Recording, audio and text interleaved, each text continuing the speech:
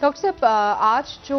P D M کی جانب سے کہا گیا ہے کہ حکومت کے خلاف لانگ مارچ کا اعلان، یعنی کہ دسمبر میں لانگ مارچ کا آغاز کریں گے، اسی حوالے سے اس پروگرام میں، اسی نشست میں آپ نے کچھ اہم باتیں کی تھی اس معاملے پر، وہ اپنے ناظرین کو دکھاتے ہیں، واپس آئیں گے پروگرام کا باقاعدہ آغاز کریں گے. جی پلے کیجیے گا. پی ڈی ایم اسلام آباد کی طرف لانگ مارچ کا پلان کر رہی ہے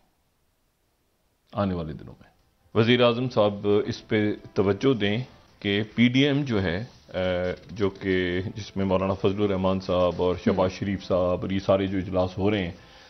کیا وہ کوئی لانگ مارچ پلان کر رہے ہیں؟ سنجیدگی کے ساتھ پلان ہو رہا ہے یا صرف ایک انہوں نے کہا کہ لانگ مارچ کے اوپر ہم ایک اجلاس بلا رہے ہیں 11 کو؟ میری یہ اطلاعات ہیں کہ وہ تیاری بھی کر رہے ہیں. اچھا، کہ کوئی لانگ مارچ کی شکل میں نومبر میں ہی وہ آئیں اور پھر اس کو ایک بڑا اس کے نتیجے میں حکومت کے اوپر ایک آپ سمجھیں کہ کاری ضرب لگائی جائے. جی ڈاکٹر صاحب. اچھا، یہ اب وزیر اعظم صاحب کے لیے آنے والے دنوں کے اندر چیلنجز، اور ظاہر ہے کہ وہ چیلنجز کھیلنا جانتے ہیں، کھلاڑی ہیں، کپتان ہیں. چیلنجز ان کے لیے بڑھ رہے ہیں آنے والے دنوں میں. اور چیلنجز آپ اس طرح سمجھ لیں، آج کل وہ کرکٹ کے میچز بھی چل رہے ہیں تو ہوتا ہے نا کہ آخری 5 اوور اور اتنے رنز، تو وہ والا اب کھیل اس مرحلے پہ داخل ہو گیا، کیونکہ ظاہر ہے کہ اب آخری چند ماہ جو ہیں وہ الیکشنز اور پھر اس کے بعد اس سے پہلے صورتحال اور جو مالی مسائل کھڑے ہو گئے، جو کہ کووڈ کے بعد جس سے عمران خان صاحب کی حکمت عملی کے تحت جو پالیسی رہی اس سے ہم نکل گئے تھے، لیکن اس کے بعد جو ہے وہ چیزیں سامنے کھل کے آئیں جو کہ نہیں آنی چاہیے تھی، جو کہ مین میڈ کرائسس. تو اسی دوران جو ہے وہ پی ڈی ایم بھرپور انداز میں یہ لانگ مارچ مختلف شروع کر رہی ہے، اور اس میں آج کے جو اجلاس تھا ہوا ہے ان کا،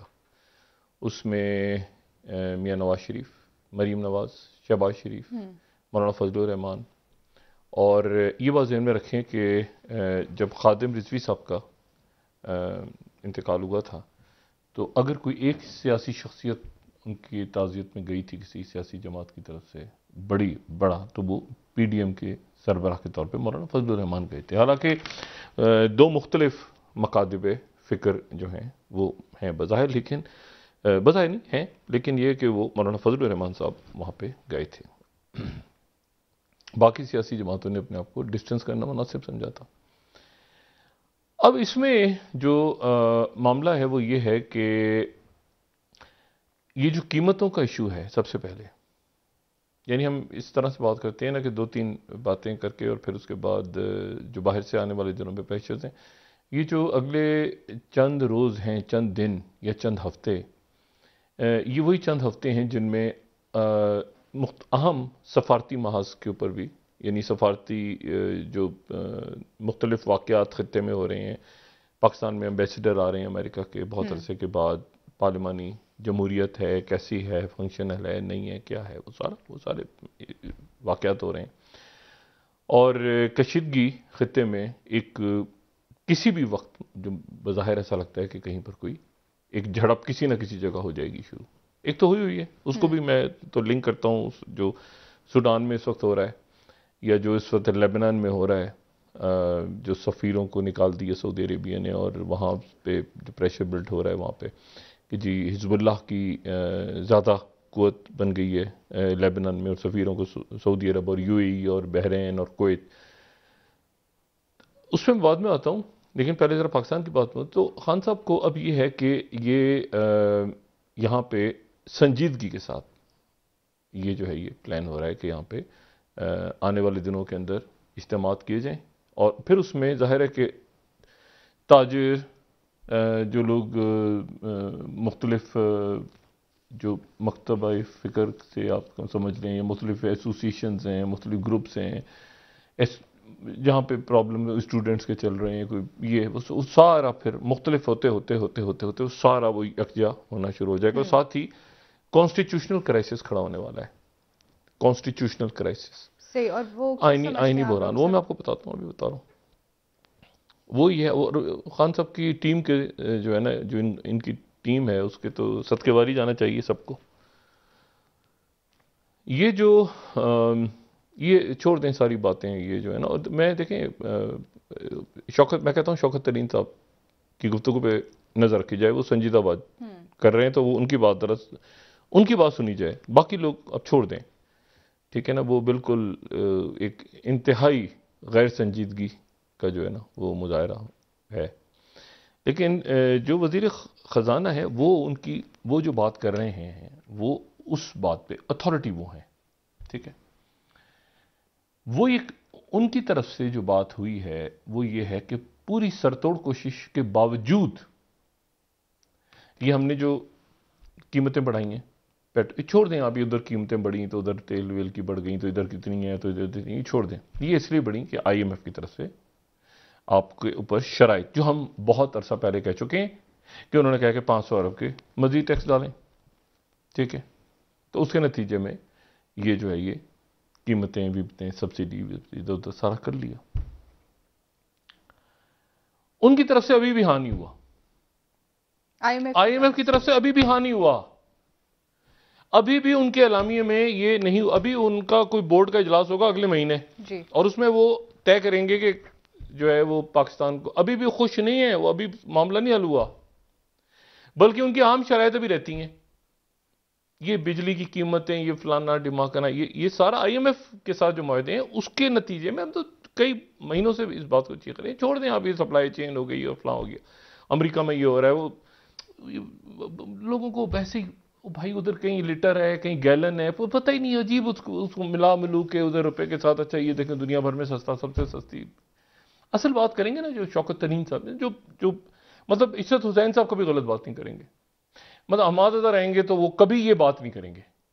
حکومت کی ٹیم کے اندر یہ لوگ کبھی یہ بات نہیں کریں گے کہ دنیا میں دیکھیں ہر جگہ پہ ایسے ہوتا ہے, کبھی فخر امام صاحب یہ گفتگو نہیں کریں گے. میں نے کہا نا جو سنجیدہ لوگ ہیں, شاہ محمود قریشی کبھی یہ بات نہیں کریں گے. مطلب جو ان کو جو یہ کیا کہتے ہیں نا, ان کی ٹیم میں جو نوسر باز ٹائپ قسم کے کریکٹرز ہیں وہ یہ باتیں کر سکتے ہیں. باقی جو سنجیدہ لوگ ہیں وہ عوام کے لیے, پبلک کے لیے نا, سلوگنز کے لیے, سنجیدہ لوگ ہیں وہ اس طرح کی باتیں ان کے سامنے نہ چلتی ہیں نہ وہ اس کو سمجھتے ہیں. تو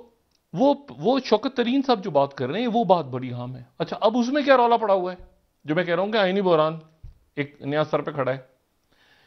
وہ آئینی بحران یہ ہے کہ آئی ایم ایف کے ساتھ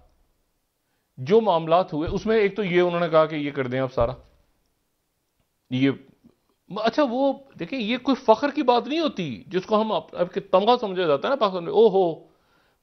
کوئی بڑا کوئی تیر مار کے ہم آ گئے ہیں کہ جی ہم نے قرضہ لے لیا آئی ایم ایف سے. یہ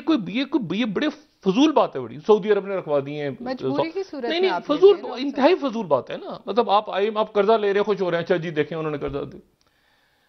بات یہ ساری کہ جو میں بار بار بات کہتا ہوں کہ شوکت ترین صاحب کی غلطی نہیں ہے. یہ ہے جناب جب یہ معاہدہ ان کے ساتھ, اچھا اب آپ کو لگے گا جب آپ جائیں گے نا وہ ماضی میں تو آپ کو لگے گا کہ شاید اسد عمر صحیح کہہ رہے تھے کہ آئی ایم ایف سے ہمیں ان شرائط کے اوپر نہیں جانا چاہیے. تو اسد عمر صاحب کو کر دیا, اڑا دیا, کیونکہ ایک ہمیں وہ چاہیے ہوتا ہے نا ایک تمغہ کہ جی آئی ایم ایف, اچھا لگتا ہے نا, مطلب اسٹیٹ ڈپارٹمنٹ پینٹاگن, مطلب اسٹائل, مطلب وہاں پہ بات ہو رہی ہے ہماری. اور اسد عمر کو سائڈ پہ کر کے افیشل صاحب آ گئے. اب جو معاہدہ ہوا ہے جس میں رولا پڑا ہے, جو میں کہہ رہا ہوں نا کہ آئینی مسئلہ, وہ یہ مسئلہ ہے کہ ان کے ساتھ ایک معاملہ طے کر لیا کہ ہم نے اسٹیٹ بینک کے گورنر کو اور پچھلے جو گورنرز ہیں اور جو بورڈ ہے اور جو یہ ہے اور وہ ہے, ان سب کو ایک طرح سے آپ سمجھیں کہ این آر او دینا ہے یا ان کو خدا جانے خود مختار بنانا ہے, ان کو کوئی ہٹا نہیں سکے. یعنی ان کی پاور جو ہے وہ, یعنی ان کو وزیر اعظم بھی نہیں ہٹا سکیں گے, ان کی اسی طرح سے جیسے وہ ججز کا ہوتا ہے کوئی طریقہ, پتہ نہیں کون سی شکیں ڈلی ہوئی ہیں اس میں, مطلب فل امپاورڈ ہوں گے وہ, ان کو کوئی ہٹا نہیں سکے گا, یہ نہیں کر سکے گا. ان کے ساتھ معاہدے کے اندر وہ ڈال دیے. اچھا ڈالا کسی نے, کابینہ نے منظور کر کے ڈالے. اب کابینہ نے منظور, یہاں تو کابینہ میں ابھی یہ تحریک لبیک کا ہو گیا نا, تحریک آنکھیں بند کر کے سائن ہوتی ہے نا ایسے کر کے, سمری رات کو گھوم لیا جاؤ, کوئی ادھر پڑھا ادھر پڑھیں گے, 2-4 لوگ پڑھ لیتے ہیں کابینہ کے جو سینسیبل لوگ ہیں, وہ پوائنٹ آؤٹ کرتے ہیں, وہ پوائنٹ آؤٹ کرتے ہیں, وہ بھی ڈرتے ہیں کہ ایسا نہ ہو یار کہ مصیبت کو بات کریں تو کابینہ سے باہر ہو جائیں. لیکن مسئلہ یہ ہے کہ ایک سمری موو ہو گئی اور کابینہ نے اس پہ سائن کر دیے. وہ کابینہ میں جو سائن کر دیے کابینہ نے, وہ ڈیل ہو گیا, وہ معاہدہ ہو گیا IMF کے ساتھ. اب IMF والے آئے ہیں یہاں پہ, فائنل جو ان کی بات چل رہی ہے, شوکت ترین صاحب اس کی وضاحت فرما دیں, کوئی حکومت کی شخصیت تو مناسب ہوگا, ہم بھی ذرا کلیئر ہو جائیں.